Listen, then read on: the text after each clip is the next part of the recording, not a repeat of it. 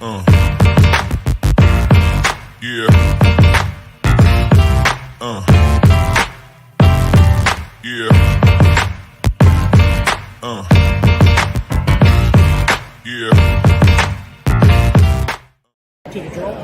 Well, we're very excited just to be here in the first place. As everybody knows, we were wondering, would we host? I thought the whole time that we were very deserving. It's the entirety of the season, and our guys absolutely earn the right to host. And now I think we got a draw with some real quality teams. No coach will ever tell you anything different than that. So we're going to go back to work now as soon as this press conference is over and start preparing. And what's up? Welcome in GC Live.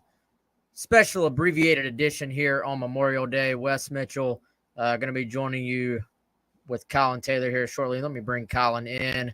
Of course, Collyn, what's up, man? I know obviously a lot going on over there, but I felt like we had to go ahead and get you on and talk a little bit about kind of an instant reaction to this NCAA tournament bid for South Carolina with them learning their fate, originally learning that they were going to host yesterday and then learning the full bracket today. This show, of course, brought to you by Clint.Hammond, our good buddy over at Movement Mortgage, 803-771-6933. Again, probably be an abbreviated edition of the show. But Collyn, you were over there. The team learned their fate. Watch party. How was the environment? How was the vibe over there, man? Yeah, the vibe was good. It was one of those where you kind of got the sense that they got back to Columbia after a really tough SEC tournament, really tough month, to be honest with you. But they get back to the league tournament, from the league tournament, they have all this time off, and it's kind of a rejuvenated group. They know that they're hosting. They kind of got that monkey off their back. They were in a really good mood. They were in a really, really good mood. And it's a tough draw, but they seem really confident right now that as they get back healthy, but to get back to where they were and to get to a point where they can compete with some of the best teams in the country. Yeah, and obviously I think with anything, Collyn, this is one of those situations where most of the time the vibe in that locker room is a little bit different than the vibe, on our message boards on Gamecock Central, on Twitter. I mean, in today's sports world, you never have to go far to get a feel for how a particular fan base feels. You've seen it, you've lived it, but, I think with this team right now, they obviously are probably in a little bit different mindset. Just the news that they're able to host, man, that, of course, came down yesterday. And, there was that big question, how much will the committee put, like, their entire body of work? I know that phrase was thrown around a ton, body of work, overall metrics, numbers. They were very clearly, I feel like, a host team if you looked at the numbers. Then if you just watched them on the field the last month, I thought they were very clearly, by the eye test, not necessarily a host team. The committee ultimately decides to go with that body of work. I know you sort of were feeling pretty good about their chances going into the latter part of Sunday afternoon, but are you at all surprised with the way you felt maybe when South Carolina bowed out of the tournament a few days ago? Yeah, I was a little bit, if you had told me that Thursday after they just got one hit by A&M, the South Carolina team was going to be a host, I probably wouldn't have believed you. But, and like Mark Kingston said today, kind of as the dust settled from the tournament, they got home, you had chances to start evaluating resumes. You saw South Carolina was a host, and they got some help. Boston College lost pretty early after South Carolina did. That was the competition for it. Campbell ultimately didn't get a host seed. That was obviously another competition for it. They'll be coming to Columbia. So as the dust settled and you started to kind of evaluate things, you were like, okay, South Carolina's got a hosting resume. They have a series wins. They have a series win over Florida, a series win over Clemson. Those are 2 national seeds. You split with LSU, another national seed. You take games off Vanderbilt and Arkansas, 2 more national seeds. And then you have a good series win over Penn and Bethune-Cookman. You swept Penn, and Bethune-Cookman was in their conference title game yesterday, and you swept them. So you had some good metrics. The computer numbers always backed that up, even when South Carolina was struggling. The question then became does the SEC get 8 conference hosts? Does the SEC get a record number of top 16 seeds, half the field, literally? And if they didn't, South Carolina was probably going to be on the cutting floor there, although Alabama's the number 16 overall seed, so who knows? But it was a big question of if they were going to get 7 or 8. You knew they were probably going to get 7, so they did, and South Carolina obviously ended up making the cut. That's a long-winded way to say early on I would have been shocked, but as the dust settled, I understood why South Carolina is hosting.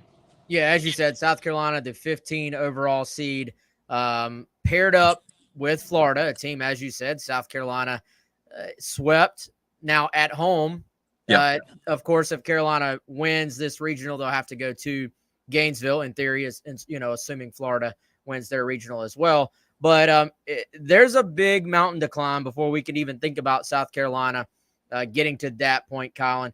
This felt to me not so much in South Carolina's game one opponent, which is Central Connecticut State.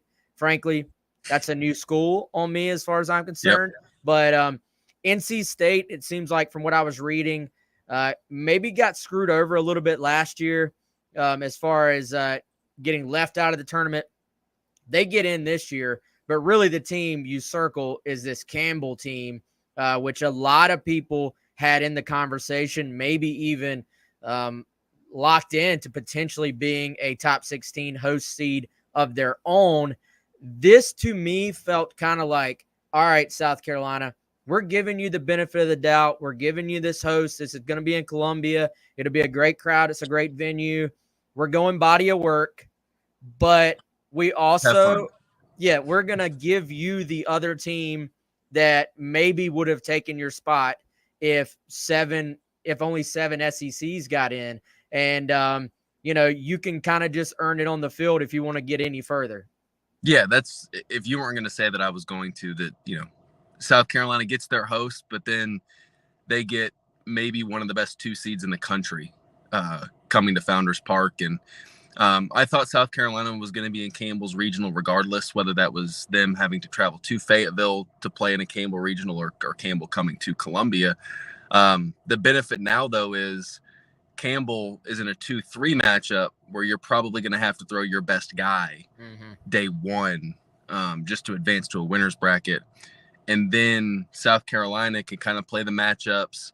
They don't know what they're going to do yet, but they don't feel like they have to throw Jack Mahoney, who's been their horse the last couple weeks. You don't have to throw him, and you can maybe keep him in your back pocket for Saturday night, Founders Park, in a winner's bracket game of a regional. And if you're South Carolina, you feel pretty good about him and what he could potentially do if that happens. So there was a benefit to getting the number 1 seed in the regional, and it means you have some options on where you go pitching-wise if you're South Carolina. Yeah, and I want to get your thoughts a little bit more on that here in a second. But first, injuries have been the question that gets asked every single week. I know Kingston's probably tired of answering it. You guys are probably tired of asking it. But he, of course, it had to be asked. He had to answer, and he did so. I've got a quick clip. Actually, you posted the full video on our Gamecock Central YouTube. If y'all want to go see that, you can go see that. But here's the quick answer from King real quick. How's the health of the team starting with Cole? It's better. It's getting better. I think Cole will be ready to go. I think Wimmer will be able to play shortstop. Will Sanders is prepared to pitch this weekend. So we're in about as good a shape as we've been in a long, long time. With Will, how do you look to kind of maybe use him as a starter, or is it kind of maybe in a bullpen role? I would guess this weekend it would probably be in the bullpen. That way you can use him maybe more than once. And then if we're fortunate enough to get through a regional, then maybe the following week you have some more decisions to make. But I would guess this weekend it would be out of the bullpen. Great question, by the way, Collyn, about Will Sanders. Excellent job. Excellent delivery. 10 out of 10. Thank you. First of all, Cole Messina looks like things are looking up. He was there at the watch party, as you reported. I thought that was an excellent sign. I feel like concussion protocol, if those things are so kind of strict these days, he'd probably be told to sit at home rather than go to a party if he was really still feeling, you would think, any repercussions from being in concussion protocol. But overall, I mean, sounds like probably the best you could hope for, the way things were trending going into this week as far as the injury report goes. Yeah, I think that was as rosy an injury report as Mark Kingston's given in about a month. Didn't even bring up Chris Veach, who's been dealing with that hip injury, which is good. Obviously pitched in Hoover if you're Veach, but you get Wimmer back in the field, which is something they've really needed for a while. I think that's going to help them just from a confidence standpoint. He's a leader on this team. Getting him back in the field helps. Cole Messina didn't have any symptoms yesterday. He's out of quote unquote protocol, but they still need to ramp him up physically and just with the bat. And there's restrictions and a timeline for all this stuff, but he's on track to play Friday against Central Connecticut State, I believe is the official. Central Connecticut is what I'll call them. But he's on track to play, which is what you want because Messina is the heartbeat of that team, and they need him behind the plate. They need him in the middle of that lineup because when he goes, they usually go. Yeah, so such a difference maker, man. And, I think that you see a catcher take a ball off the mask probably every single game, but that was definitely a direct hit if you look at the replay. And you could tell that something wasn't quite right with him right after that happened. So certainly big news for them that he is back, and just good news for him in general from a health standpoint, that it doesn't appear that that's going to be a lingering thing there, because that can be really scary. But now South Carolina, and Kingston was asked about this later. I'm not going to play that clip, Collyn. You can sort of speak to it a little bit, but he was asked about what is now a decision for him, not so much at catcher, but you look at your infield, the fact that, Lee Croy, of course, is healthy. Now Wimmer can play the field again. And, Michael Braswell really stepped in when this team needed him to, has played multiple spots, has played second base, shortstop, third base. I thought once he got settled back into playing shortstop that he's played a really good shortstop for them, Collyn. Will Tippett, probably the odd man out earlier this year, but has just really, I think, played a ton better down the stretch as well. Has added some offensive elements to what he was able to do defensively. How does this decision play out, you think, if you're Mark Kingston trying to put your best 9 on the field? It's tough. It's one of those situations where Wimmer's going to play short more than likely. He probably has better range than Michael Braswell does, but Braswell's really smooth. He makes a lot of really good plays. You might, if it were me, I would keep Braswell on the left side of the infield and play him at third, just because he's played the left side his entire career. He could be a pretty doggone good third baseman, defensively speaking. And then I would keep Tippett at second base and move Lee Croy to where he doesn't have to play third. He can just focus on hitting, and you can get that production in the 6 or 7 hole or wherever you want to hit him. So that's what I would do. I would lean toward Mark Kingston thinking that same way along similar lines. We'll see come Friday, but that's what I would lean. And then it allows you to, based on splits, based on left-right matchup, pitching-wise, you can put Lee Croy back at third and then move Carson Hornung into the DH spot and take Braswell out, or even take Lee Croy out if you want to and put Hornung in, because I think they've really missed his left-handedness in the box against right-handed hitters from that DH spot at times. So there are some options there that you can kick around, but if I'm filling on a lineup card, and if I think Mark Kingston had to fill up a lineup card tomorrow, it would be Tippett at second, Braz at third, Wimmer at short, and then DHing with Lee Croy. Well, certainly I'm sure Mark Kingston glad to actually have a decision to make in terms of maybe having too many guys as opposed to be sitting there having to move a catcher to third base, which is the spot that they were in, obviously, a few weeks ago. So much better situation to be in. We'll see if that team can find what they had, any semblance of what they were doing at the plate as a team earlier this year when they were really rolling. Another pitching question here, going back to that, Collyn, you asked him obviously about Will Sanders. he'll come out of the bullpen. What do you think it's going to take for Sanders to be that guy that he was for most of the first 2 seasons he was at South Carolina? I got to think, man, if they're going to make a run at this thing and go somewhat deep into this tournament, that to me, you've got to have Mahoney sort of looking a good bit like what he's looked for most of the last few weeks. And you've got to have Sanders turning back the clock and looking like he did on paper when he was supposed to be the ace to this, to this rotation. Yeah, Sanders just hasn't felt in rhythm really when he's been out there, and maybe that has to do with that lower body injury he's been dealing with, that he's just kind of been out of rhythm. The command has been off. The fastball wasn't good early. They tweaked that to where he's throwing more of a sinker now. He's not throwing 95. He's sitting more 91 to 93, but there's some sink to it with that changeup, that curveball, that slider. So it's just about getting in rhythm, getting his command back, because when he's commanding his pitches, it's hard to hit.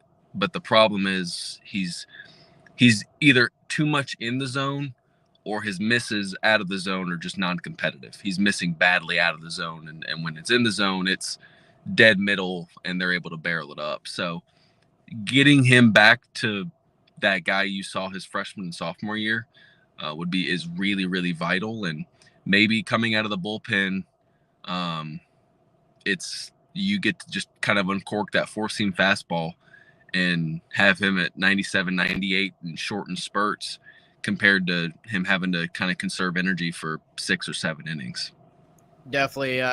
Final couple of things here, Collyn. Like I said, y'all get into all the details on this later on in the week. Any idea when y'all are going to do the foul balls sort of deeper? I would lean Wednesday, but okay, we'll see. Either Wednesday or Thursday, kind of the regional eve would be my guess. Okay, cool. Yeah, so everybody be on the lookout for that.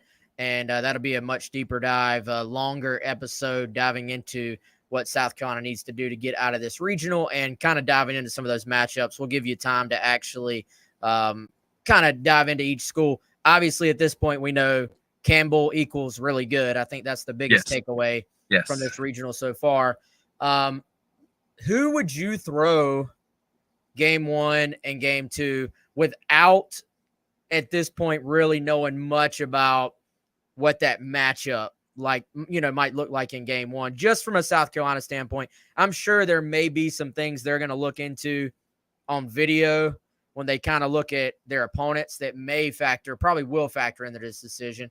But just from like a here in Columbia standpoint, I got to think Mahoney Saturday night. I would start. I don't think you can get away from that. Yeah. I think the real question is, who do you throw game 1?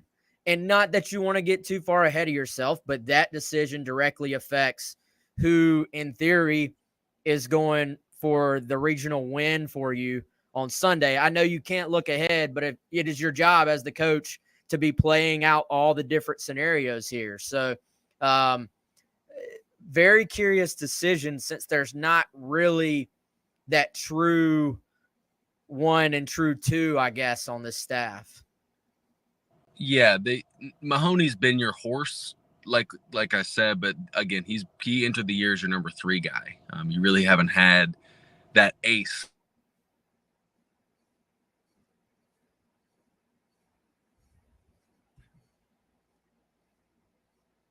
All right, Collyn, I think we lost you.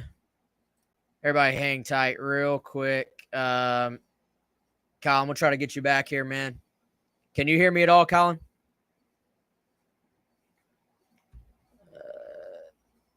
Believe we have completely lost Collyn.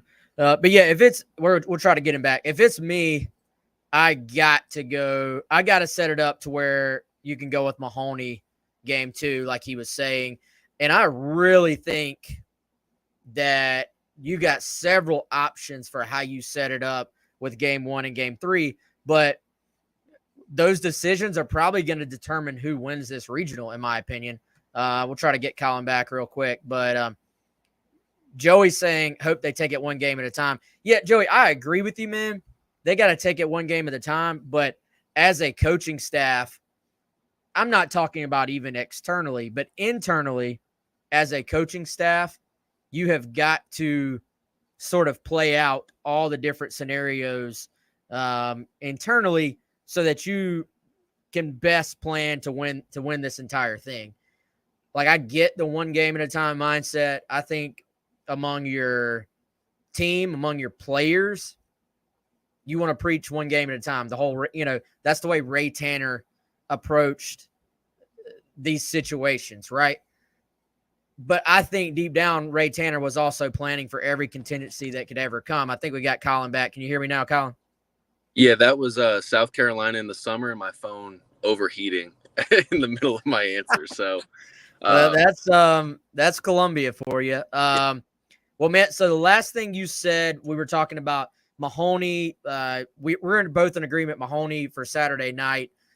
What would be your thoughts, at least on who would be in the running to potentially start game one? You got to think Eli Jones would be in the mix. Sounds like Sanders, like we said, out of the bullpen. I mean, Hicks looked great against Georgia. Becker could, you could go ahead and go with Becker game one. Maybe the splits factor into that too, depending on what this lineup for Central Connecticut State. Let's just go Central Connecticut. There you go. I think that's the easiest. I think Eli Jones and James Hicks are leading two candidates right now. This is South Carolina doesn't have another lefty on its quite literally its entire staff outside of Becker right now. So maybe he's more valuable out of the bullpen for you.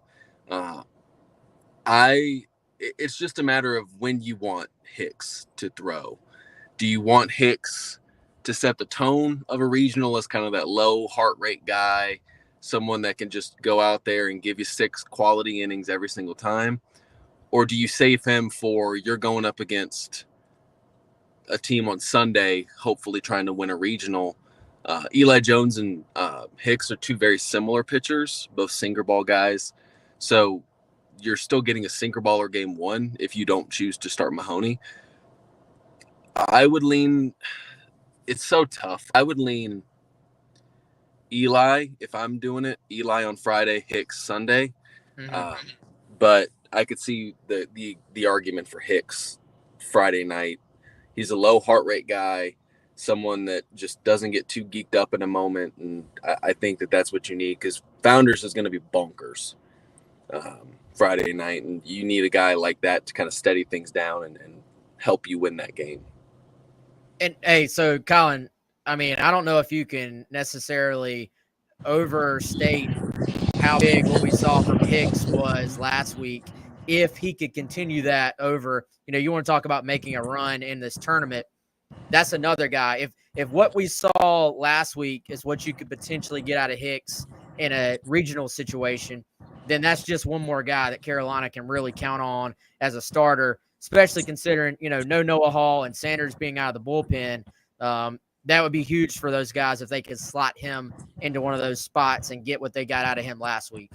Yeah, absolutely. And he's much better against righties than he is lefties, obviously, with that sinker baller that just runs in on the hands. And that's another thing to factor in. If, Central Connecticut has a ton of lefties, they might opt to start Jones. Or if they have a ton of righties, they might start Hicks just based on the matchup. But,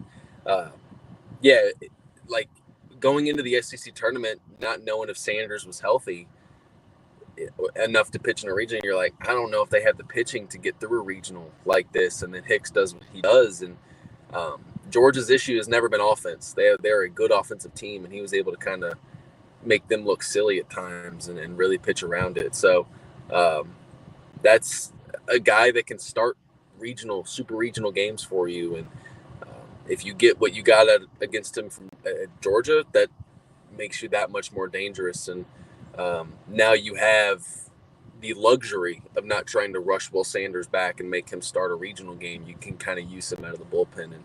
And that's huge for Hicks in a lot of different ways. And obviously, big picture, I think the key to winning a regional, the way these things are structured, man, it's always win the first 2 and you set yourself up. And I look at this team, Collyn, I think they probably have the pitching depth if they win the first 2 and aren't having to fight through that loser's bracket. If they lose either of the first two and are having to just battle back through it, then I think that's a really, really tough row, for them to get through. So we certainly will see, man. I know you'll have plenty throughout the week leading up to it. We'll go into more depth. By the way, is it official that it's a 7:00 first pitch on Friday, or it's an unofficial official? It's one of those unofficial officials. They haven't announced it. South Carolina hasn't announced it yet, but Kingston even said in his post-selection show he thinks they're going to be playing the night game because hosts do get preference on when they play. So I haven't seen anything. I've also been on here, so I haven't refreshed Twitter or anything like that. But I would assume under the lights at Founders Park Friday. I think you got to go that direction. If it's your preference, then that's the way you go. I think. South Carolina 100% chooses to play that on it if they can. Yeah, and will be important for the fans to forget whatever negativity they've had floating around for the last 4 weeks and get out there and enjoy some still hands beverages and enjoy some Gamecock baseball. Collyn, great stuff as always, man. We appreciate you taking the time. And everybody listening, check out Foul Balls from Collyn and the crew later on this week. We'll see you soon, okay, man? Awesome. Appreciate it, guys. Yep, Collyn Taylor, Gamecock Central. Go check out all of his work on GamecockCentral.com. As always, this show brought to you by our friend Clint Hammond of Movement Mortgage at clint.hammond.com, 803-771-6933. And also, real quick, let me tell y'all about our friends at Liberty Tax, 803-462-5576. Obviously, tax time is over for this year, but if you want to go ahead and get a head start, or if your taxes were a little bit too difficult this year, just had a lot going on, a lot of changes that affected your tax situation, or maybe you know that you're going to have a lot of changes that affect your tax situation for next year, you want to go ahead and come up with a tax plan, hit up our friends at Liberty Tax, 803-462-5576. They can help you come up with your plan for next tax season. If you were late on your taxes, then, hey, you need to get on that. Again, they can help you with that. If you got to deal with the IRS, they have tax professionals who can help you deal with that in a smooth fashion. 803-462-5576. 3 convenient locations right here in the greater Columbia area. Again, like I said at the top, this is going to be an abbreviated edition, so I'm going to get out of here. Be on the lookout. We'll have Talking Tuesdays with Mike Uva tomorrow. We'll have a special Foul Balls episode later this week as well, where Collyn and the crew will dive deeper into this matchup. But for now, South Carolina officially a host, a top 16 seed. They're number 15, paired up with that Gainesville Regional, which will be an interesting path for them to have to take. A tough draw with Campbell, but again, anytime you're in Columbia, you're hosting. If you're the Gamecocks, you feel good about that. So, all right, y'all enjoy the rest of your Memorial Day. Y'all hang in there. See us back on here. Check us out, GamecockCentral.com.